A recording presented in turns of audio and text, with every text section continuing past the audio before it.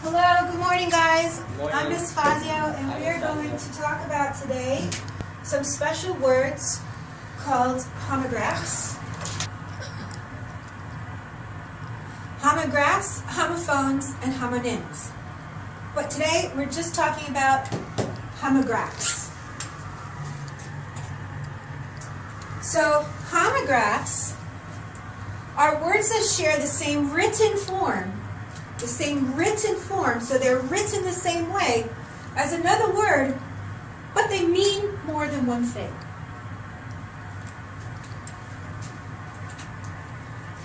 So the word homograph comes from a Greek word, two words, homos, meaning same, grapho, meaning write. This is pretty common. We see this word in a lot of other compound words as a root or a part of the word. And we also see this a lot. Together, same writing. So you might be wondering to yourself, how can two words look the same but mean different things? How does that happen in English? Well, I have an answer for you. By sounding different. So when we're talking about sound with language, we're talking about pronunciation, right? So we're talking about when we say something in one way or another way, the meaning changes. You're going to see this symbol, this relationship symbol, which I showed you the last time, from here until the rest of your school life. So try to remember that this symbol means a relationship between two things. There might be three things or four things or five things, but here there are just two. Okay? So let me give you an example of what I mean.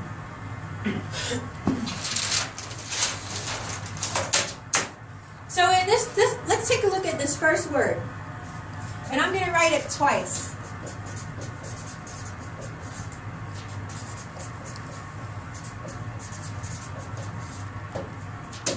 Okay? So, if I put the stress in my voice here, I pronounce that word attribute. If I put the stress in my voice here, I pronounce that word attribute. Attribute and attribute, they look the same, but they're completely different things, right? Attribute is the way someone looks, the way something looks. My hair is brown, that's an attribute. My eyes are green, that's an attribute. Your hair is black, that's an attribute. Your hair is blonde, that's an attribute. Okay? To attribute means to give. It's another way to say give. Right? To give something a meaning. To attribute. So in this way, here, I'm using this word as a noun, and here, I'm using this word as a verb. But they look exactly the same. Because I made a decision to pronounce the word differently, it changed the meaning of the word, and it also changed the function of the word. This word functions as a noun, and this word functions as a verb. Again.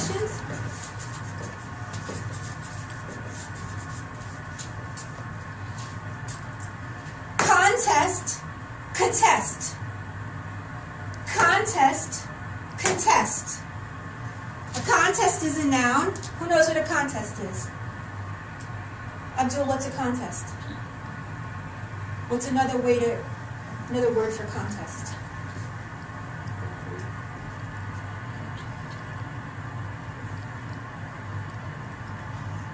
What happens at the Olympics? What happens then? What's another word for contest? What? Compete, competition, right? competition. It's another word for contest. Contest. Then there's to contest.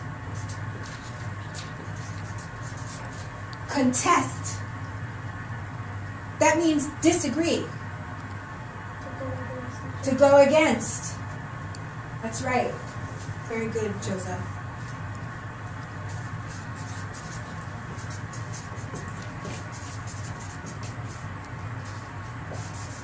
Sorry, guys. I'm rushing.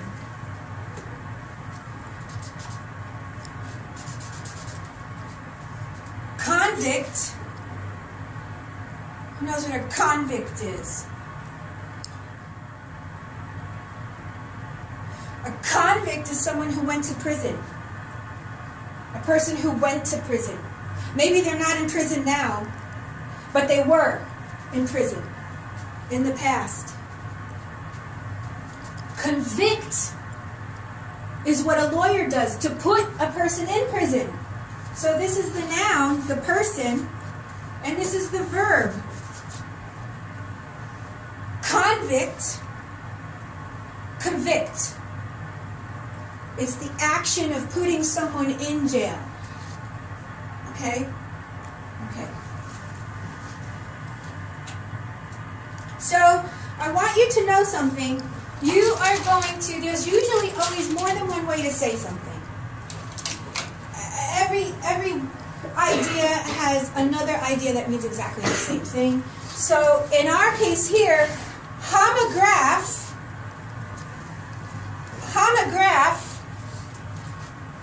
equals heterophone. Same writing equals the different spelling. This word, these words mean the same thing.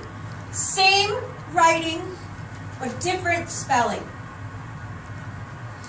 Hetero, if you guys remember, means different. The same, different. And we just went over, I just showed you how when you pronounce words differently, they mean different things. Did you see that happen before your very eyes? Like magic? So like I said, a Greek word, heteros, different, phone, sound. So what I was trying to demonstrate earlier, in this demonstration, and I don't speak Arabic, but I see that these letters look the same. In Arabic, they use these little dots called glyph, which conveys information to the speaker.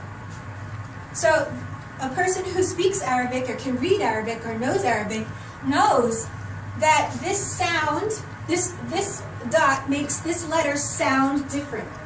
These two dots make this letter sound different. These three dots make this letter sound different.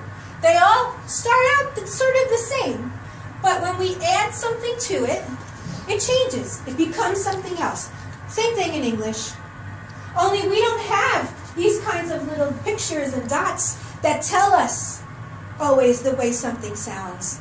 We don't always know. We have to read and see the position of the word in the sentence to understand exactly. Abdul, can you read these sounds for us? The. So they're different, right? But they start out looking rather the same. We had a Spanish girl in our last class, and so in Spanish there are some graphemes that help give us an idea of what we're looking at, because these words or letters in this case right here are exactly the same, and we only know that they're different if we know what this sound does.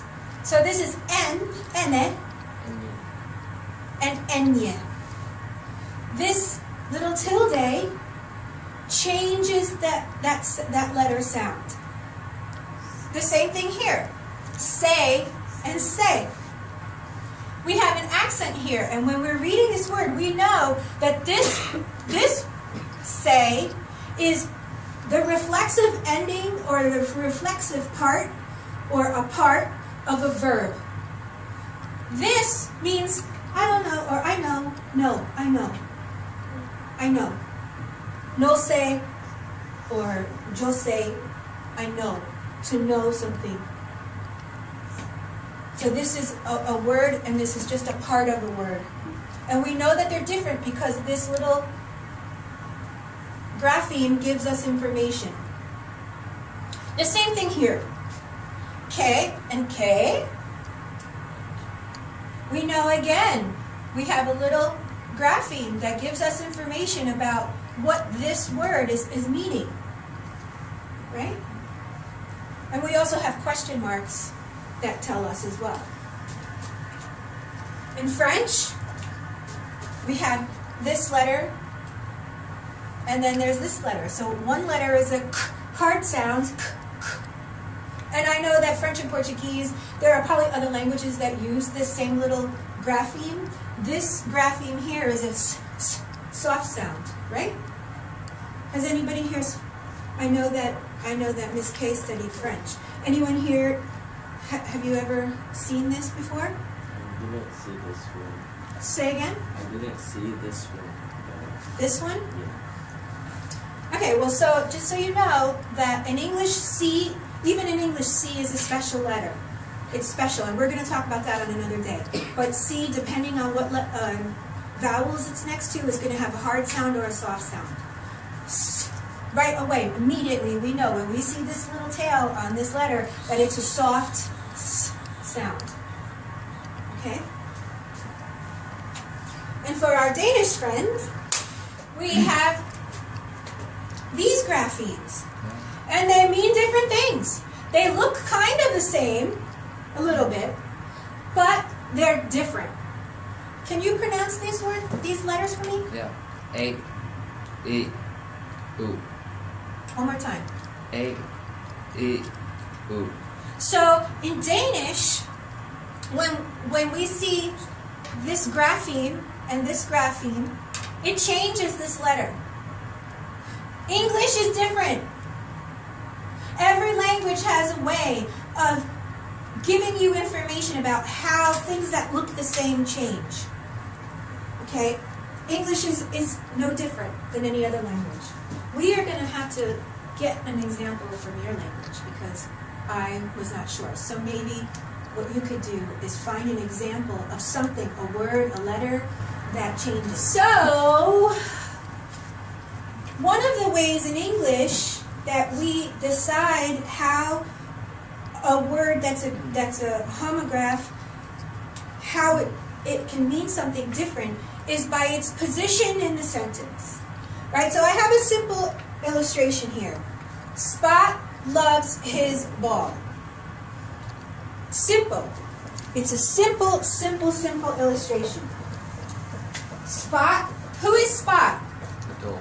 The dog. And so what is this part of the sentence? Does anyone remember? The noun. It's a noun. But what else is it? Subject. Where's the verb? Josa, where's the verb? Loves. What is the object of his desire here? What is the object that Spot loves? His ball?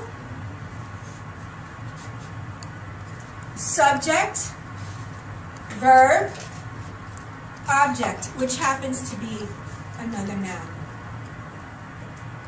Okay? So I want you to keep that in your brain. Remember that, because this is one of the ways that we're able to tell a homograph is a verb, is an adjective, is a noun, is an object, is a subject, simply by the way we pronounce the word. Okay?